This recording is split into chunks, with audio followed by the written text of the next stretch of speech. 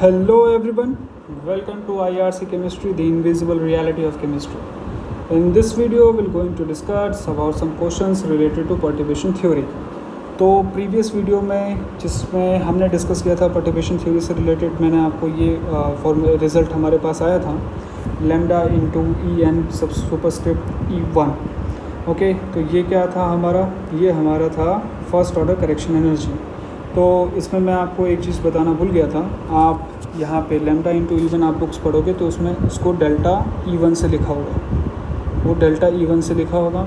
और जो lambda into H1 है जिसको मैंने ग्रीन कलर से शेड किया है, उसको मैंने क्या बताया था that it is a perturb Hamiltonian. इसको आप बुक्स में देखोगे तो डेल्टा H1 से लिखा होगा. तो बस यही बताना था और कुछ नहीं. और जो करेक्टेड एनर्जी होगा वो क्या होगा En0 plus delta E1. So delta E1 is lambda into E1 superscript 1, delta H1 is lambda into H superscript 1. Okay, तो क्वेश्चन में जब भी आपको परटर्बेशन दिया रहेगा कि इस सिस्टम को परटर्ब किया गया है बाय दैट मीन्स, तो उसमें आपको डेल्टा H1 की वैल्यू डायरेक्ट दी रहेगी. You don't have to concern about the value of lambda. Okay, तो स्टार्ट करते हैं सबसे पहले क्वेश्चन से. पहला क्वेश्चन आप लोगों को स्क्रीन पे दिख रहा होगा, ये 2014 में आ चुका है. ठीक है, CSIR में जून 2014 में. तो यहाँ पे ये क्वेश्चन मैंने इसलिए लिया है क्योंकि इससे कंसेप्ट भी आपको समझ में आएगा. तो देखते हैं, किसी भी क्वेश्चन को अगर आपको सॉल्व करना है तो आप लोग सबसे पहले परटर्बेशन लिखा करो कि परटर्बेशन क्या है यहाँ पे. So perturbation is del x minus L by 2. Okay, और यहाँ पे हमें बताना है first order correction energy. Okay, delta E1. तो हमने परटर्बेशन थ्योरी पढ़ रखा है, तो उसका फॉर्मूला यूज़ करके डेल्टा E1 की वैल्यू हम क्या लिख सकते हैं, शाई n0 डेल्टा H1 शाई n0 dx. लिमिट हमें 0 to L, ठीक है, बोला गया है. Particle in Mandi box of length L. If system is perturbed by del x minus L by 2, then first order correction energy to the ground state is first order correction energy with respect to ground state आपको बताना है.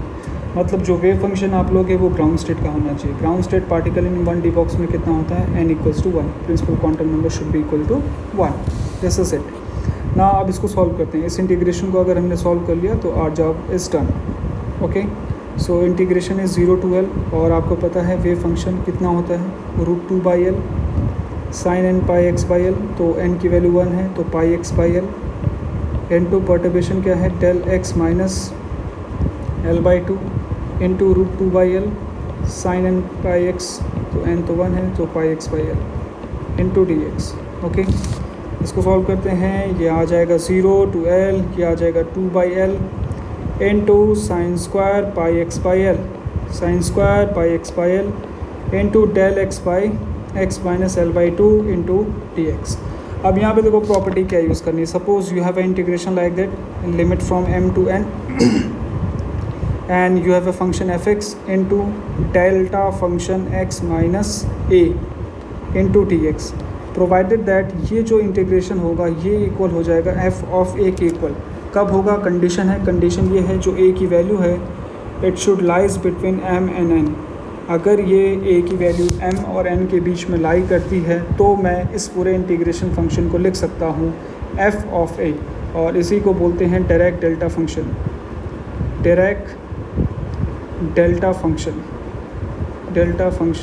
Okay, direct delta function. तो ये property हम use कर सकते हैं अगर जो हमारी वैल्यू है डेल्टा के अंदर x minus a should be lies between m and n, then only you can write the whole integration equals to f of a. Now you can easily see that del x minus L by 2 lies between 0 to L. So I can write it as sine square pi by L. x की value क्या रखूँगा मैं, L by 2 रखूँगा. ठीक है, so L से L cancel हो गया, 2/L into sine square pi by 2. और पाई बाई 2 की वैल्यू सभी को पता है 1 होती है. तो फर्स्ट ऑर्डर करेक्शन किसके इक्वल हो गया, डेल्टा E1 के इक्वल हो गया. Okay, so first order correction is equals to 2/L. So this is it. यही हमें फाइंड करना था. अगर आपको करेक्शन एनर्जी निकालनी है, करेक्टेड एनर्जी, तो करेक्टेड एनर्जी कैसे कैलकुलेट करोगे, प्रीवियस वीडियो में बताया था मैंने. Corrected energy is equals to delta E1 plus En0। अब ग्राउंड स्टेट एनर्जी हमें पता है h²/8ml² के बराबर होती है, प्लस करेक्टेड एनर्जी हमने कितना कैलकुलेट किया 2/L। So this is the corrected energy. 2/L is the first order correction, h²/8ml² is the ground state energy of the particle in 1D box. तो इस तरीके से हम क्वेश्चन को सॉल्व कर सकते हैं।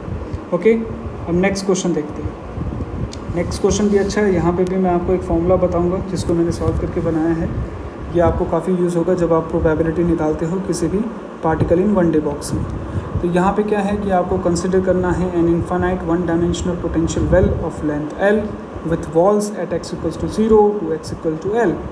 कंडीशन क्या है, जो पोटेंशियल है वो 0 to L तक 0 है और उसके अलावा एल्सवेयर क्या है infinity. But question introduces some perturbation, और वो परटर्बेशन किस लिमिट तक है, x to L/2 तक। 0 से लेके L/2 तक हमने परटर्बेशन इंट्रोड्यूस किया and that perturbation is V0। Okay, तो हमें जो कंसर्न जो हमारा डिस्कशन होगा वो 0 to L/2 तक ही होगा। ठीक है, सो यहाँ पे परटर्बेशन कितना है, परटर्बेशन इज़ V0। ओके, और जो फर्स्ट ऑर्डर करेक्शन एनर्जी है that is equals to ψn0 star delta H1 ψn0 dx। ओके, लिमिट इज़ 0 से L/2। अब मैं इसको आप लोगों को पता होगा ब्रैकेट नोटेशन में भी लिख सकता हूँ, तो ψn0 delta H1 ψn0। Integration से भी सॉल्व कर सकते हो, लेकिन मैं आपको फॉर्मूला बताऊँगा। ठीक है, इसको यूज़ करके आप इजीली इसको सॉल्व कर लो।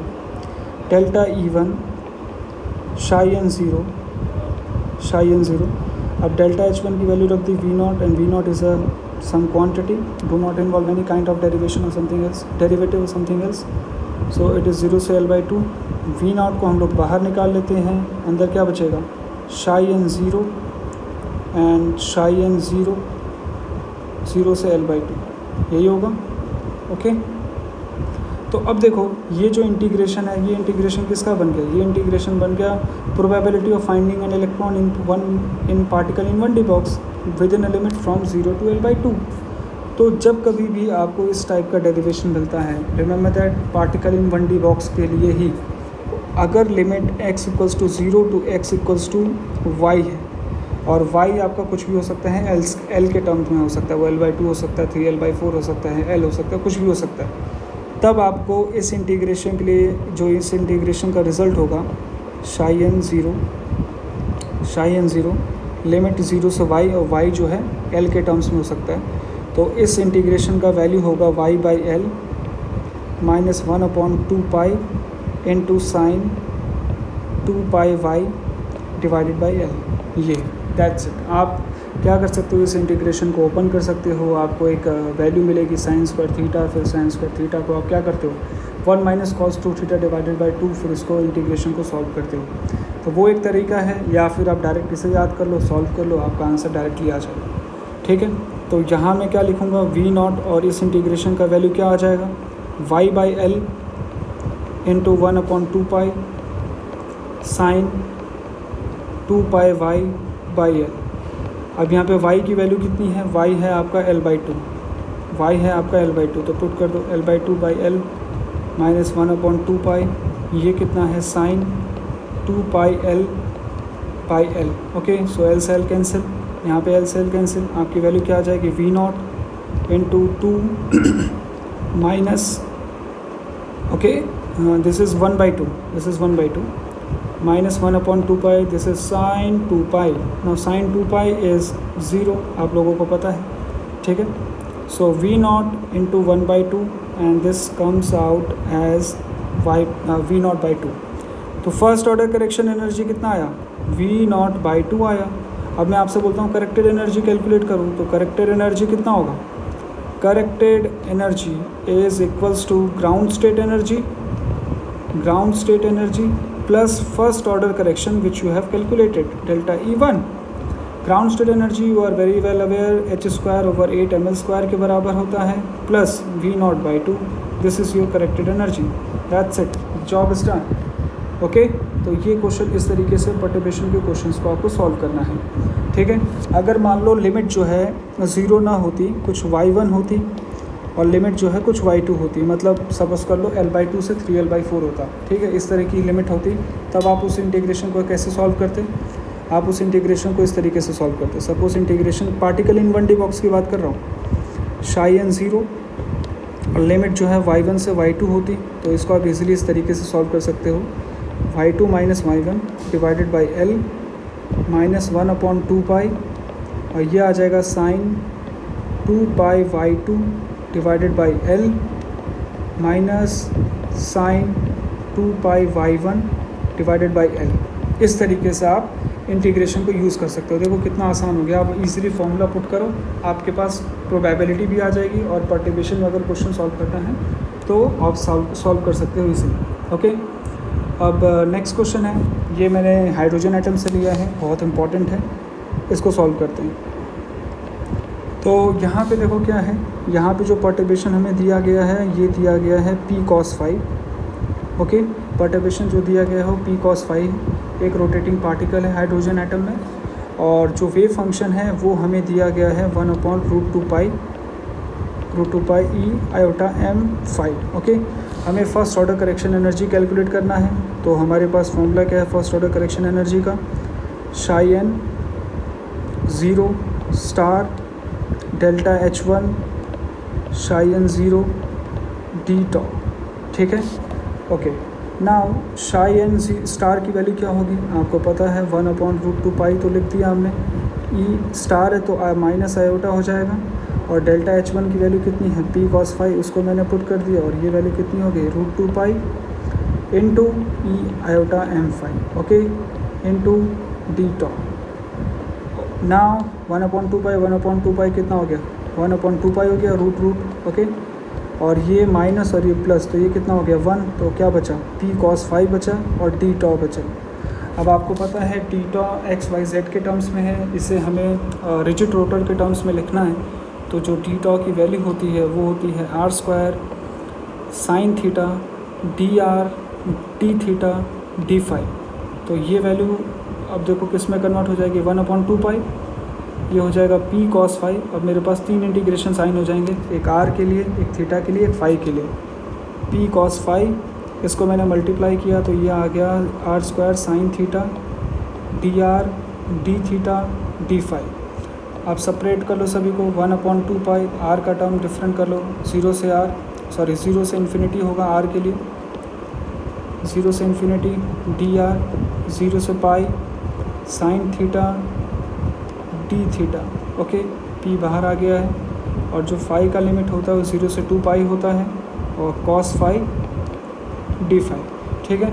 ये इंटीग्रेशन है पूरा का पूरा, this is the first order correction, और यहाँ पे 3 इंटीग्रेशन आपको दिख रहा होगा। आप जब प्रैक्टिस कर लोगे तो आपको पता चलेगा ये जो इंटीग्रेशन 3 है इसको मैं सॉल्व कर रहा हूँ। इंटीग्रेशन 3 को अगर आप सॉल्व करोगे तो 0 से 2π cos 5 d5, इसकी वैल्यू क्या होगी, इसकी वैल्यू आ जाएगी साइन 5, इसका इंटीग्रेशन क्या होता है साइन 5, और लिमिट क्या होगा 0 से 2π। अब आपको पता है साइन एंड पाई क्या होता है 0, तो साइन 2π 4π 6π सारा वैल्यू क्या होता है 0 होता है, तो यहाँ से आंसर 0 आ गया, मतलब पूरा इंटीग्रेशन क्या हो गया 0। तो जो फर्स्ट ऑर्डर करेक्शन एनर्जी है वो भी क्या आ गया 0 आ गया, दैट्स इट। तो जो करेक्टेड एनर्जी होगी यहाँ पे, जो करेक्टेड एनर्जी होगी यहाँ पे, that energy is equals to delta E1 plus EN0।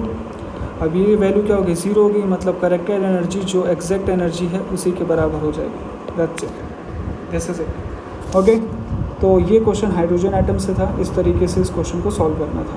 अब नेक्स्ट क्वेश्चन है, ये भी सिंपल क्वेश्चन है, यहाँ पे आपको एक कंसेप्ट समझना है। देखिए क्या है, यहाँ पे क्या दिया गया है, एक 1 डायमेंशनल क्वांटम हार्मोनिक ऑसिलेटर है जिसको परटॉप किया गया है लैम्डा x³ से।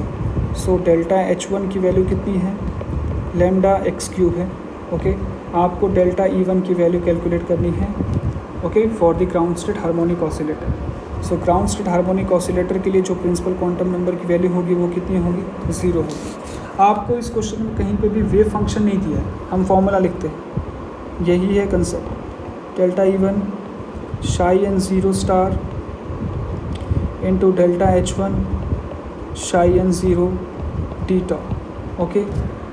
नाउ आपको क्या करना है, शाई एन ज़ीरो स्टार H1 की वैल्यू कितनी है, डेल्टा H1 की value lambda x cube psi n zero into d top. अब आप लोग हमेशा याद रखना, इस इंटीग्रेशन को सॉल्व भी करोगे तो आपका हमेशा आंसर ज़ीरो आएगा। कैसे याद रखना है, कभी भी आपको ऑड पावर का परटर्बेशन मिले, odd power of x, odd power of x gives integration value equals to zero, gives integration value equals to zero, integration value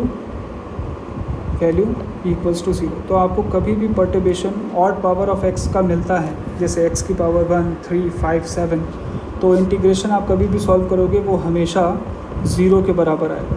इसका मतलब क्या है, जो फर्स्ट ऑर्डर परटर्बेशन की वैल्यू है वो यहाँ पे कितनी है, ज़ीरो है। This is your answer. So in this case also जो करेक्टेड एनर्जी होगी मेरी, करेक्टेड एनर्जी होगी दैट इज़ इक्वल्स टू जो एग्जैक्ट एनर्जी है ग्राउंड स्टेट की वही होगी, ठीक है।